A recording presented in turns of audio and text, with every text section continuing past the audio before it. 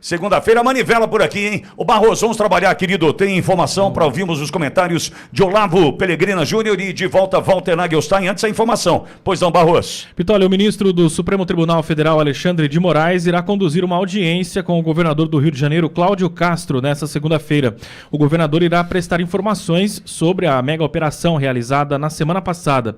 Moraes, que assumiu temporariamente a relatoria da DPF das favelas, irá à audiência no Centro Integrado de Comando e Controle da Polícia Militar no Rio. Ele acolheu o pedido do Conselho Nacional de Direitos Humanos para averiguar supostas irregularidades na operação. A audiência com Castro começa às 11 da manhã e na mesma sessão também serão questionados Vitor César Carvalho dos Santos, que é secretário de Segurança Pública do Estado, Marcelo Nogueira, comandante da Polícia Militar do Rio, Felipe Cury, delegado da Polícia Civil, Vladimir Reale, diretor superintendente geral de Polícia Técnico-Científica. Moraes solicitou que o governador Castro preste esclarecimentos sobre a definição do grau de força adequado, o número de agentes envolvidos, o número oficial de mortos, feridos e detidos, providências adotadas para dar assistência às vítimas e seus familiares, utilização de câmeras corporais e nas viaturas dos policiais, além de um relatório detalhado sobre a operação. À tarde haverá mais uma rodada de audiências com Ricardo Couto, que é presidente do Tribunal de Justiça do Rio, a partir da 1h30 da tarde, também com Antônio Moreira, chefe do Ministério Público do Estado do Rio de Janeiro, e Paulo Vinícius Abraão, defensor público geral do Estado do Rio de Janeiro. Cada audiência será na sede do respectivo órgão, nesse período da tarde. Até o momento, as sessões são fechadas para a imprensa. Moraes também determinou que o governo do Rio de Janeiro comprove que obedeceu às determinações judiciais já previstas pela arguição de descumprimento de preceito fundamental chamada a DPF das favelas. A Corte havia estabelecido critérios para diminuir a letalidade policial na capital fluminense em abril desse ano. Dentre as determinações estão a elaboração de um plano para retomar territórios controlados por organizações criminosas, como tráfico e milícia, e a instauração pela Polícia Federal de um inquérito para apurar crimes cometidos por esses grupos. Os magistrados, em voto conjunto, reconheceram a violação de direitos humanos por parte das organizações criminosas que, segundo eles, se apossam de territórios e cerceiam direitos de locomoção da população e das forças de segurança.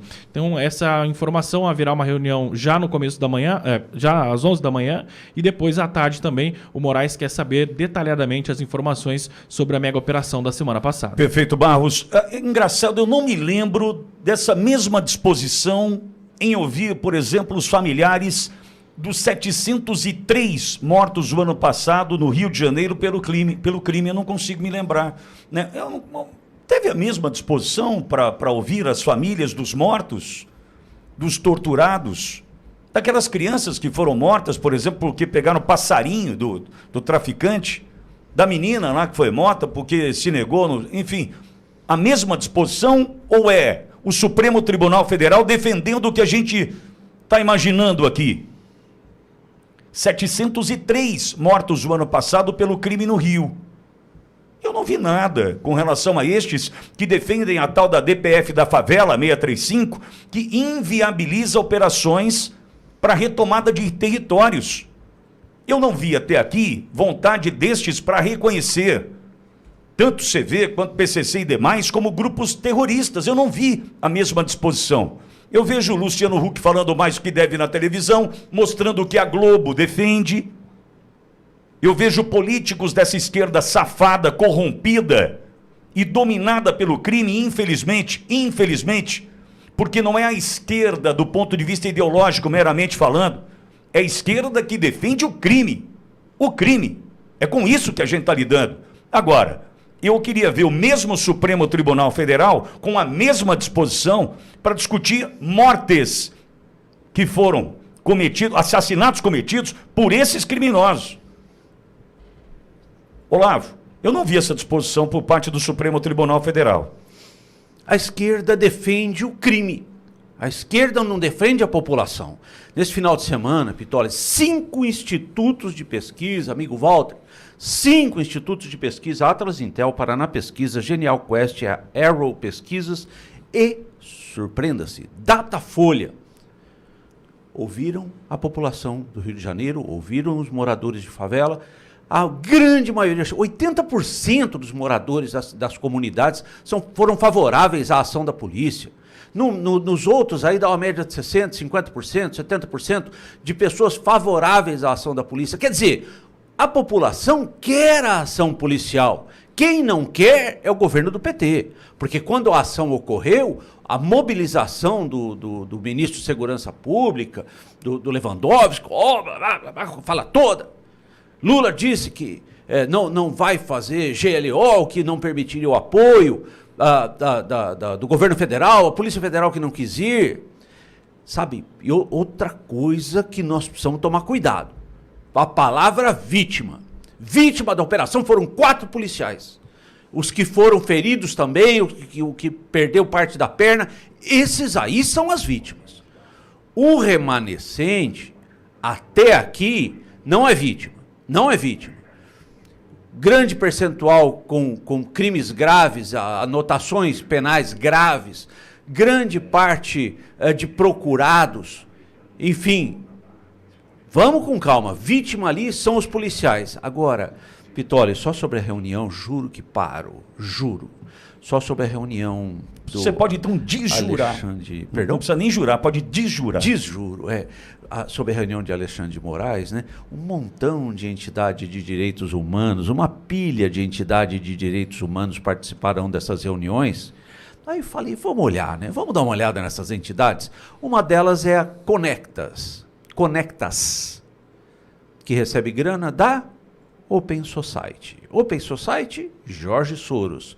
Pauta abortista, pauta de liberação de criminosos. É isso. É esse o sistema. É esse o objetivo da audiência. É isso. Contra o povo, a favor do bandido. Walter Nagelstein de volta ao Jornal da Auriverde. Walter, eu não vi o Supremo Tribunal Federal defender a família daqueles que foram vítimas do crime organizado. Mas, mais uma vez, vejo o Supremo Tribunal Federal querendo interferir onde não deveria. Walter, bom dia, seja bem-vindo. Pitoli, querido, primeiro bom dia, saudade de ti, saudade do Olavo, saudade do nosso pessoal aí, saudade da nossa audiência no Brasil, uma alegria estar de volta aqui, 2 semanas fora. Muito obrigado por essa oportunidade de estar com vocês aqui, aprendendo principalmente. Eu vou, Olavo, primeiro lembrar para as pessoas o que é a tal da ADPF. Não sei se alguém já falou, muitos já devem ter falado, mas só para a gente refrescar. Ação de descumprimento de preceito fundamental. As pessoas criam uma ONG, dão personalidade jurídica, ela se estabelece, durante um tempo ela adquire capacidade processual, 2 anos me parece que é o tempo, e depois disso ela pode começar a postular em juízo. É isso que tem sido feito, esse tem sido o principal instrumento do ativismo judicial no Brasil. Vamos lembrar o seguinte, descriminalização das drogas, descriminalização do aborto, essas outras coisas todas têm sido feitas através de ADPF. Essas é uma engrenagem que funciona, né? A gente está vendo, é isso aí que o Olavo falou, quem é que está por trás dessas ONGs, que produzem estatísticas, muitas vezes mentirosas, que criam teses acadêmicas que estão dentro da universidade, e uma tal de uma ADPF dessa é essa das favelas, que lá atrás proibiu as polícias de subirem nos morros. E aí, bem disse, acho que foi o chefe de polícia no Rio de Janeiro, nesse período o capim cresceu. Ou seja, o crime tomou conta. As pessoas ocupam território, atuam como uma verdadeira máfia, cobram pedágio dos moradores, estabelecem barricadas, o Estado não existe ali. Vamos lembrar que o Estado do Rio de Janeiro tentou, o delegado Luiz Mariano Beltrame foi secretário e criou aquela ideia de fazer as UPPs, Unidades de Polícia Pacificadora. Cadê aquilo? Né? Foi impossível, porque não há uma vontade política de se fazer, porque é caro fazer isso e porque o PT é a 4ª vez que está governando o Brasil, 2 vezes com Lula, 1 vez e meia com a Dilma, agora de novo, juntamente com artistas e tudo mais, fazem esse discurso de superação de pobreza, mas na verdade a gente sabe o que eles querem, né? Eles estão utilizando hoje o tráfico como braço armado para o seu projeto revolucionário. Agora, aconteceu uma coisa, Pitoli, que é importantíssima que a gente observe. Talvez, a primeira vez em muito tempo, nós temos uma oportunidade de colocar na vitrine em contradição essas ONGs e o governo do PT e o ideário petista da opinião pública. As pessoas pela primeira vez estão vendo ao que esse pessoal está a serviço, ao que eles estão fazendo, o que enseja esse tipo de política do Dino ter subido lá no complexo, ou ter ido no complexo do Alemão antes de assumir o Ministério da Justiça sem nenhum tipo de segurança. Walter, da Maré, não foi do Alemão, da Maré. Da Maré. Né? Mas é ali, para quem não conhece, saindo do Rio de Janeiro, indo em direção à Ilha do Governador, tem 1.600.000 pessoas morando naquele complexo de favelas ali. 1.600.000 é a população de Porto Alegre, de onde eu estou falando, né? Para a gente ter uma ideia do tamanho, para não falar da Rocinha, do Vidigal e das outras comunidades todas incrustadas dentro do tecido urbano do Rio de Janeiro e, infelizmente, capturadas pelo narcotráfico. Basta ver desses que foram presos, quantos eram de outros estados, afinal de contas, o que estavam fazendo lá? E agora a janela de oportunidade. O PT, com o tal do Sidônio, está fazendo trekking. Vocês vejam que eles recuaram no negócio de começar a atacar o governador Cláudio Castro e o Rio de Janeiro, porque eles viram na pesquisa que a população cansou.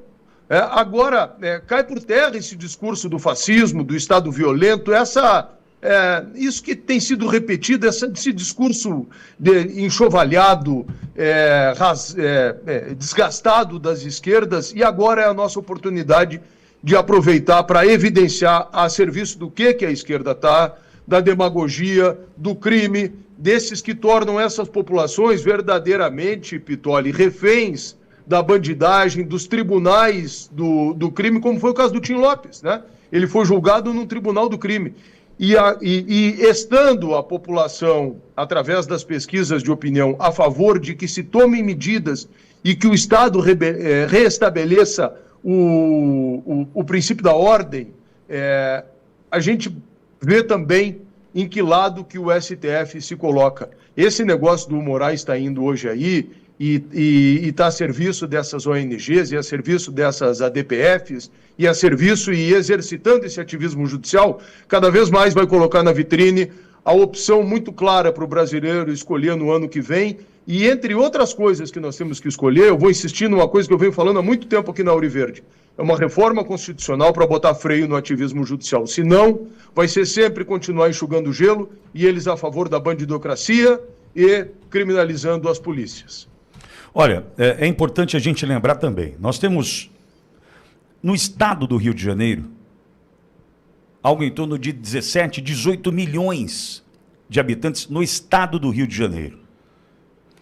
Por que eu estou trazendo esse número? Porque nós estamos falando de 18 milhões de brasileiros que estão sendo submetidos às ordens, à tortura, por parte de 200 mil bandidos, que, segundo o censo, falam em 200 mil bandidos, que fazem parte dessas facções que o governo do Lula tem dificuldade de reconhecer como grupo terrorista, embora domine um território, coloque suas regras dentro desse território, promove tortura dentro deste território, comandando e determinando o caminho de vidas daqueles que ali estão. Ou seja, Lula tem dificuldade, Lewandowski tem dificuldade de reconhecer que ali, dentro do território dominado pela facção A, facção B, facção C, são várias no Rio, além das milícias, que também são facções, não dá para eu tratar de outra forma. Lula tem dificuldade de reconhecer que são terroristas, mesmo promovendo tudo o que promove contra o brasileiro do bem.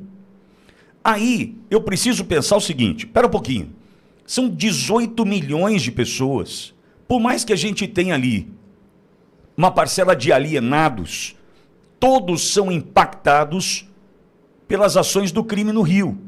Eu vou dar um exemplo aqui, eu vou guardar algumas informações, mas só para contextualizar.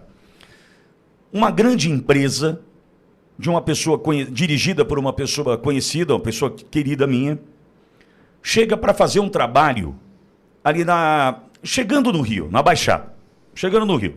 Não vou dizer onde é e vou eliminando os problemas para minha fonte. Essa pessoa chegou e precisou montar um campo de trabalho, uma área de trabalho, montar ali abrigo, depósito, almoxarifado, bababá, tal. Então, era uma área alugada, cercada, onde construiu-se estruturas para abrigar os funcionários e também abrigar os materiais. Um dia, esse meu amigo chegou e tinha um rapaz na porta desse espaço, desse local. Foi recebido, pois não, olha, eu precisava falar com o responsável dessa empresa. Sou eu. Olha, falou o nome da facção e disse, a partir de agora, para vocês poderem trabalhar aqui, conseguirem trabalhar aqui, tantos mil por mês. Eu estou falando de um valor considerável, pelo tamanho da estrutura montada naquele canteiro de obras. Tantos mil por mês. O cara olhou, se assustou e falou assim, todo mês? Todo mês. Com um detalhe. Passado dali, daquela rodovia para lá, não somos nós que comandamos. Nós comandamos essa área aqui. Então, nessa área, para o senhor trafegar daqui para lá, nesse quadrado aqui, é isso aí. Daquela rodovia para lá, é outro acordo. Se o senhor precisar ir para lá, não é com a gente. Aí ele falou, ok, mas como é que eu faço isso? Olha, o senhor vai me pagar para o senhor poder trabalhar aqui com a sua equipe. Isso aconteceu, tá bom? Não estou exagerando, estou colocando 1 centímetro a mais nessa história. O senhor vai me pagar todo dia tal, em dinheiro, em cédulas sem sequência na série das cédulas. Tá bom. Senão eu não vou trabalhar. Não é só isso. Podem pagar com a vida. Ou seja, uma grande empresa, pagadora de impostos no Brasil, e haja imposto no Brasil, para poder trabalhar ali na região metropolitana, no Grande Rio, precisa pagar. Eu estou dizendo um caso, mas hoje todo mundo está submetido a isso. Cada um do seu tamanho, cada um dentro do que deve pagar para o crime, para poder trabalhar no Rio. E aí eu me pergunto, 18 milhões de fluminenses, de brasileiros, vamos considerar dessa forma, moradores do estado do Rio, vão se submeter até quando, diante da oportunidade que surge, para confrontar 200 mil bandidos? Só que, diante desta janela de oportunidades, como o Walter muito bem coloca, surge uma questão. As variáveis. Dentre elas, quais? Governo federal, nitidamente, com dificuldades para lidar, porque flerta. Walter citou Dino na condição de ministro da Justiça e Segurança Pública, chegando com uma escolta inadequada na favela da Maré. Mas eu me lembro de Lula, candidato com boné do CPX, me lembro da dama do tráfico, me lembro de 2 bandidos de altíssima periculosidade fugindo pelo buraco da luminária do presídio de segurança máxima de Mossoró. E dentre tantas outras situações, a frouxidão, a DPF 635, que o Fachin era o relator, Fachin advogado do PT, amigo da Dilma, a gente já sabe o que é. Então, diante disso tudo, essas variáveis vão chegando e vão mostrando para a gente que, de fato, o problema não é só o cidadão com o fuzil lá no morro, atirando contra a população, contra os policiais. O problema maior, por mais que a gente já soubesse, mas agora tudo vai tomando forma e tomando cara, a gente vai vendo rostos, como diria o Roberto, rosto, lembra do Alberto Roberto, no programa dele? Rosto, né? Rosto. A gente está vendo o rosto, né? A gente está vendo o rosto desses que estavam ou tinham que defender tudo isso no silêncio, no submundo, eu defendo numa canetadinha que ninguém vai perceber. Então a gente está começando a entender que tem muito mais do que o fuzil na favela. Tem quem defende na estrutura do poder isso, Olavo. E você citou do empresário, essa é uma informação que nós obtivemos aqui em Bauru. Eu conheci uma entidade religiosa, conheci as pessoas que para fazer um trabalho, Pitoli, dentro de um morro do Rio de Janeiro, precisou pedir autorização do tráfico. Eu vivi isso. E quando o trabalho assistencial, e quando o tráfico cansou daquele pessoal ali, antes do tempo mandaram embora. Tiveram que sair lá meio que na pressa, né? Agora, se nós, os capiaus aqui do interior, conhecemos essa informação, imagina quem está no Rio de Janeiro. Amigo ouvinte, o tráfico maltrata a população. A moça brigou lá no baile funk e ficou num tanque cheio de gelo, torturada. a pessoa enfrentou o crime organizado e foi tão torturado que o traficante torturador perguntava: agora você está com vontade de morrer? Imagina essa cena, amigo ouvinte. A moça que não quis namorar o traficante foi morta. Imagina essa cena. Imagina você saindo da sua casa e ter uma barricada na porta da sua casa. Uma barricada, fechando a sua rua. Porque hoje o tráfico, a droga, nós já sabemos, diminuiu. Agora quer marcar território, quer usar território. Cobrar sobre gás, cobrar sobre a CVNet, a TV do Comando Vermelho. Essas cobranças, essas arrecadações, inclusive que o Pitoli citou aqui. Agora, por que o governo federal flerta desse jeito? Chama narcoafetividade. A expressão não é minha, mas gostei muito. Narcoafetividade. Esse termo é novo? Bom, né? Narcoafetividade. Poxa! Que coisa bonita. Vem junto que é uma Barbie e um Ken para brincar. No fundo toca aquela música, é o amor. Narcoafetividade. Narcoafetividade. Surgiu esse termo agora? Surgiu. Interessante, né? Quem que alimenta isso?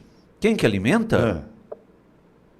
Talvez 60 bilhões que o crime organizado movimenta por ano. Ou seja, talvez pessoas que se beneficiem com tamanho, volume de dinheiro.